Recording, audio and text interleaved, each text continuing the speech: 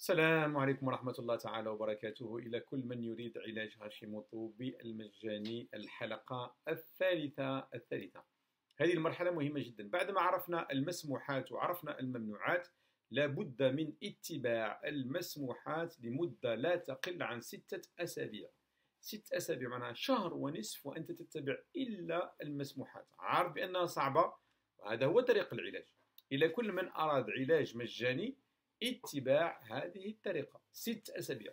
بعد ما ننهي 6 أسابيع نبدأ ندخل رويدا رويدا كل أكل ممنوع. تشوفوا القائمة راهي طويلة جدا، فيها تقريبا بين 100 حتى 200 طعام ممنوع. تدخل هذه الأطعمة الممنوعة، تدخل الطعام الأول وتنتظرون 3 أيام، ومن بعد تزيدوا تأخذوا هذاك الطعام الممنوع وتنتظرون 3 أيام.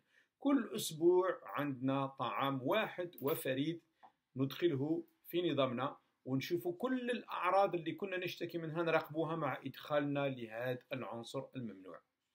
إلى هكذا نواصل كل الأطعمة الممنوعة. ممكن تأخذ منا تقريبا إذا قلنا أسبوع واحد في كل طعام أكثر من 100 أسبوع أو 200 أسبوع على حسب عدد الأطعمة التي تريدون إدماجها وإدخالها في النظام. هذه الأطعمة تدخل رويدا رويدا، هذا هو الطريق الأسلم. اليوم الذي تدخلون فيه الطعام الذي يؤثر عليكم، فتلاحظون تغيير كبير في جسمكم وحالات وأعراض تعاود تظهر من جديد.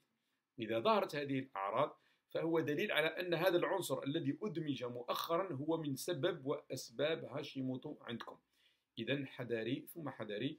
هكذا هي طريقة عملية إدماج كل الممنوعات الموجودة في هاشيموتو. إذا صبر ثم صبر، واللي يصبر ويعطي من وقته كثير ما يدفعش كثير أموال لكنه يصبر.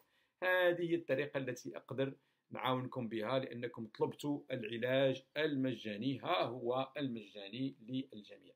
إذا نحييكم، نشكركم، نتمنى لكم إن شاء الله الصحة والعافية، والسلام عليكم ورحمة الله تعالى وبركاته.